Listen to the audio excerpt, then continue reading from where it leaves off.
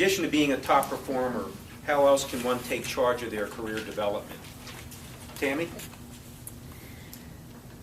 I think that there's two things that I would want to say about this question. And the first one is that as an employee,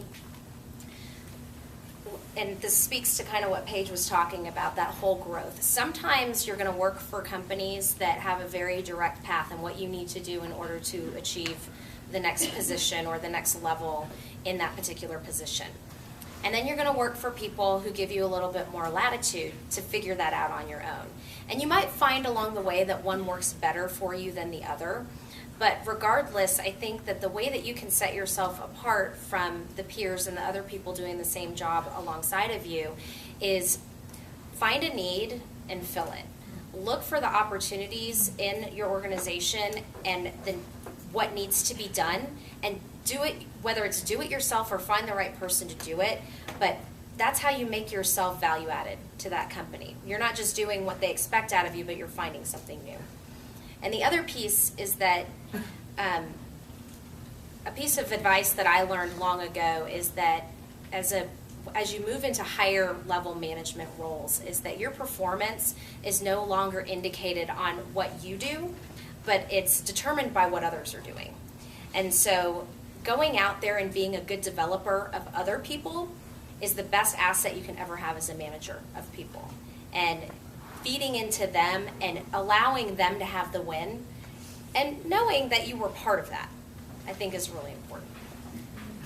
Yes, Ann. Earlier this morning, I met with my mentees from FCB, and it was our first time to meet in person, and she's a marketing major with emphasis in finance and a focus in international.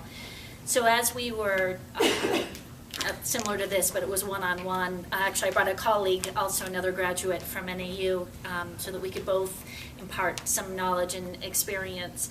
But the advice or the recommendation, because she's looking to pursue an internship, and my advice was around branding, and that's you need to have your own brand. So what is your identity? What's your elevator speech? What sets you apart from everyone else? That you need to be able to articulate that clear and concise so that as you're interacting with, you're networking, you're on the bus, you are at a restaurant, you're at a job fair. Today, when you have 2 minutes with one of us, what is it that you're going to say that's going to make that impression? Because there are a lot of great candidates out there, a lot. And we're looking for the best and the brightest. So what makes you the best and the brightest? So whether it be about looking for employment or advancing in your career, it's the same thing. And I'm in sales, so I'm always on, always, whether it's, selling internally or up the, to our senior executives, or I'm selling it to my sales team. Look, this is really exciting. Everyone drinking the Kool-Aid. We're going to go do this. Or I'm selling to the consumer, B2C. Or we're actually tomorrow I'm partaking in a meeting where it's B2B. So we're always selling. So you have to learn how to sell yourself. And again, to differentiate yourself from others, but be that solution based. So, and I'm sure you've heard Wanda talk about with them, what's in it for me, that be part of the solution base. Find out where that need or that breakdown is, and then you be the solution maker. So you come prepared, and I ask this of my teams, is that there are all kinds of problems. There are a lot of things that are broken out there, but if you present those to me, please be prepared to share with me a solution. So as Paige has alluded, if you define yourself and have your brand and you are proactive in that fashion, those opportunities are going to present themselves. They will create jobs for you because you are a solution maker.